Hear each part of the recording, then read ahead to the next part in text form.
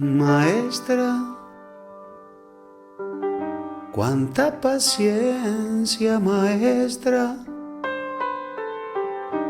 tan dedicada y dispuesta a enseñar, a vivir. Mamá como maestra. Bueno, esa es una pregunta bastante difícil porque yo en realidad no fui alumna de mi mamá en la escuela. En esa época habían 2 o 3 segundos y yo tuve otra excelente maestra también, y no fui alumna de ella, pero yo les puedo describir a mi mamá como maestra desde mi casa. Yo la veía con la edad de ustedes, la veía como muy responsable, siempre rodeada de cuadernos para corregir, de planificaciones. El ser maestro no es una tarea de venir acá a la escuela y darle clase 4 horas, 5 horas. Lleva mucho la preparación de clases, la planificación, la corrección, el hecho de hacer trabajos. En aquella época no habían fotocopias, sino que los trabajos eran mimeografiados, que nosotros a veces le ayudábamos, y la veía como una persona muy responsable, muy dedicada con sus alumnos, con la institución. Siempre tuvo una relación muy linda con los niños, y como maestra no les puedo describir, pero algunas me decían que ella era bastante exigente. Si bien era buena con los niños y todo, pero era bastante exigente. Le gustaba que los niños cumplieran y se exigía a ella. A veces cuando los niños el tiempo de clase no daba, recuerdo que se quedaba extra horario. Y desde el punto de vista, lo que sí puedo describirla a ella como profesora, como mi profesora en el liceo, que sí fue profesora de historia, que en ese momento conmigo era muy exigente, mucho más que con los demás. Siempre me exigía, y yo ya a esa edad, en el liceo, yo ya sabía distinguir. Yo en la clase no le decía mamá, le decía profesora. Teníamos una relación en el liceo de profesora-alumno. ¿Qué valores crees que ella consideró fundamentalmente en la educación? Yo creo que ante todo la igualdad de todos los niños, como le dijo la maestra, y también no solamente la parte de la educación formal, digamos, de las materias, aritmética, geometría, sino que también para ella era fundamental la enseñanza en valores, en que los niños se llevaran valores, y eso, lo que les digo, lo de la igualdad, era muy objetiva en el momento de calificar y eso, como debe ser, ¿verdad? Digo, a veces eso se va, pero, y por ejemplo siempre que los niños respetaran el lugar de los demás. Me parece que eso fue fundamental para ella, y además de, por ejemplo, de enseñarle las materias tradicionales, matemática, de enseñar lenguaje, de enseñar, darle algo más. Y también enseguida de recibida, cuando empezó a ejercer acá en la Escuela 4, tenía un niño que en aquella época se repetía, porque digo, no era como ahora que la educación hay ciertas metas y bueno, y la mayor parte de los niños. Entonces a veces había niños grandes en las clases. Y un nene se le acercó y le dijo que él nunca lo habían elegido para decir una poesía. O sea, pero que él quería decir. Entonces mamá le dijo que todos los niños podían acceder a decir la poesía, que la estudiaran, y realmente él la estudió y fue el niño que la dijo mejor. Entonces cuando fue designado, él le dijo que él no podía decir la poesía porque en aquella época, bueno, como ahora, los niños venían capaz que con la mejor túnica, capaz que ahora sí o ahora no. Entonces el niño no quería decir porque su túnica de repente, no sé qué.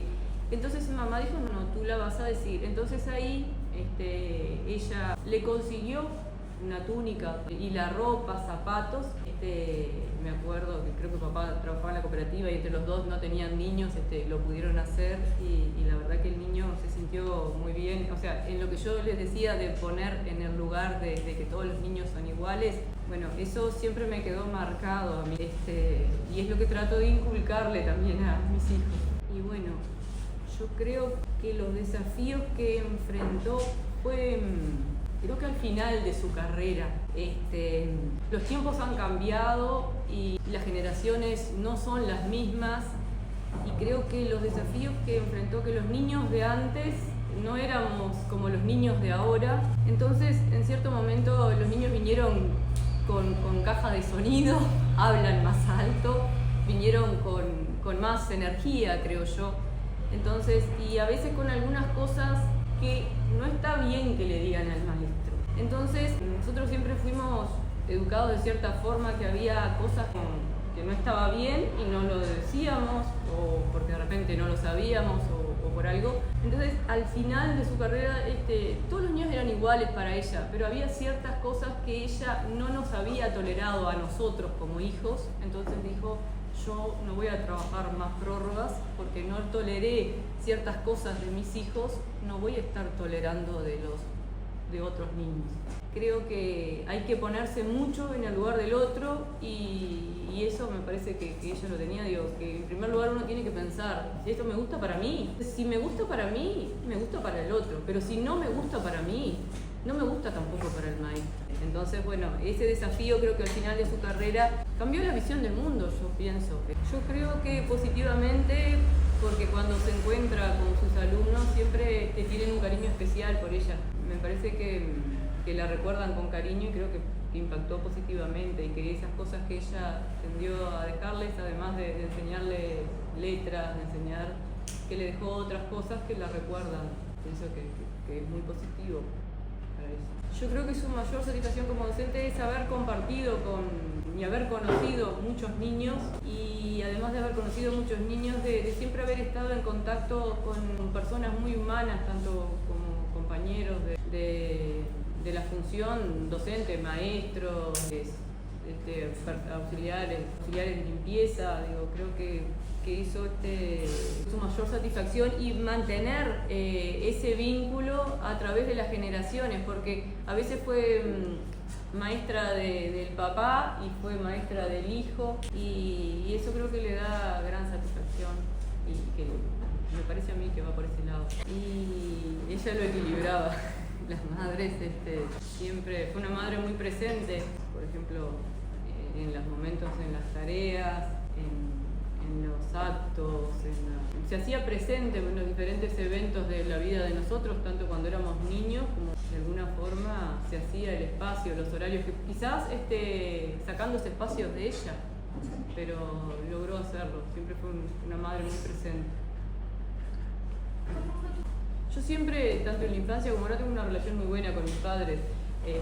Siempre los vi como amigos, entonces una relación muy buena. Para mí no me imagino de otra forma. Yo venía para la escuela, y venía para la escuela con mi mamá, a pesar de que mi mamá no era la maestra, pero venía con ella.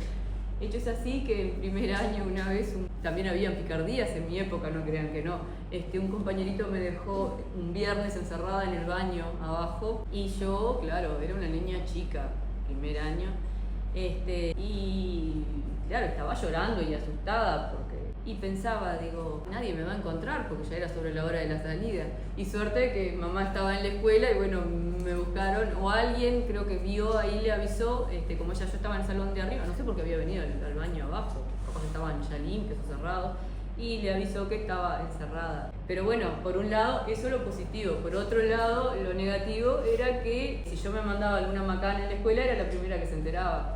Entonces, bueno, eso no sé. Pero tal, siempre lo llevamos muy bien. Merecen. Que marcaron tu vida.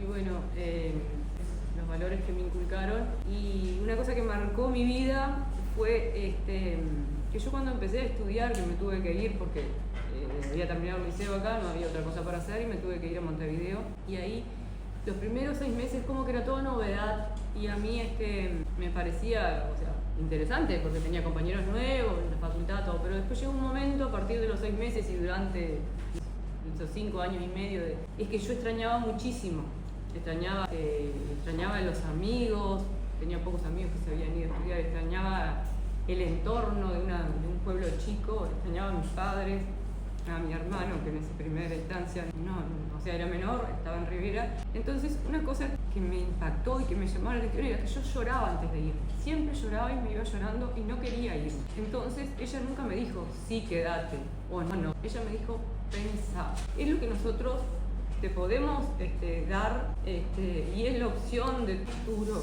Y entonces, inteligentemente me lo decía, y yo lo pensaba, y no había algo para hacer. Entonces yo inconscientemente hacía lo que ella creía que era mejor para mí, y creo que así lo hacía con sus alumnos. Entonces yo me secaba las lágrimas y viajaba. Creo que esa libertad, porque ella me decía, nunca me dijo, no, tenés que hacerlo o como obligación, sino que me decía como que me dejaba en libertad, que ellos me iban a apoyar, y en esa libertad que ellos me daban en eso me dejaron una enseñanza. ¿Recuerdas algún consejo especial que te haya dado? Sí, consejos hasta el día de hoy me das, pueden imaginar. Ese es un consejo que me marcó mi vida, porque de repente a veces uno, por ejemplo, cuando los padres dicen no, uno siempre tiende a contradecir. Ella no me decía no, tampoco me decía sí, tenés que ir. Ella me daba como esa libertad de decisión, y eso creo que sin duda ha marcado mi vida. Pero en cuanto a los sueños y las decisiones, me apoyaba, excepto alguna locura, una cosa que uno quisiera hacer a la edad de adolescente, que evidentemente no me apoyaba. Pero bueno, como madre me parece que es el rol y es la función, y la verdad que agradecida estoy de esos no y de esos sí también. ¿Cómo describirla? Mi madre es una persona, tiene un carácter muy bueno, es una persona que es muy fácil poder llevarse bien con ella, porque digo, a veces hay personas que no son tan... es más fácil entenderte bien que de repente llevarte mal con ella. O sea, creo que eso facilita. Es una persona sumamente humana, solidaria, empática, que se pone en el lugar del otro. Tiene, la verdad que, digo, capaz que es muy subjetivo lo que estoy diciendo yo, pero lo que me preguntaban, otra de las cosas es la responsabilidad de ella, siempre como cuando anteponía su trabajo de repente, a veces hasta cuando nosotros estábamos enfermos, no era como antes, no tenían suplente así designado como ahora, que si falta es más fácil, tienen un docente, mi mamá venía a la escuela y nosotros nos cuidaba la abuela, pero su sentido de la responsabilidad también. Creo que la educación ha sido su vida. Con respecto a su familia, a sus hijos, por ejemplo, siempre nos dice ser felices. Eso digo, pero capaz que su mayor interés siempre fue la educación, creo yo. ¿Qué legado crees que dejó como mujer más allá de su rol de docente y madre? Yo creo que importante el legado de que es posible trabajar, porque capaz que en la época que mi madre se formó y que era posible estudiar, irse tan joven, cuando no habían los medios de comunicación que tenemos hoy, como que ella y también mi tía que se fueron porque los padres que no podían, y que demoraba mucho de repente ir a Rivera, no es como ir ahora que vas en un rato. Creo que ese es un legado, de que cuando uno quiere algo puede lograrlo, y de repente, por ejemplo, mis abuelos era el único que trabajaba en la casa, mi abuela no trabajaba, digo, que era posible con sacrificio y se logran las cosas. Creo que ese es un legado importante. Y otro es que se puede, por lo menos para mí, que se puede combinar las cosas como la familia, cumplir diferentes roles. Creo que eso me parece que es por lo menos para las generaciones que vienen, de que es posible ser madre, trabajar y bueno, y tener. Creo que me gustaría que la recordaran como fue ella, y que creo que es como la recuerdan, amiga de los niños, amiga de sus compañeros de trabajo, amiga del auxiliar, amiga de la dirección, que la recuerden así. Creo que así en su vida, ella, por ejemplo, se emociona mucho cuando a mí me dice, yo estoy quedando vieja y estoy quedando media sensible después de la pandemia, escuchar el bullicio del patio para ella la llena el alma. La veo, está parada en la puerta. La escuela está siempre abierta para usted.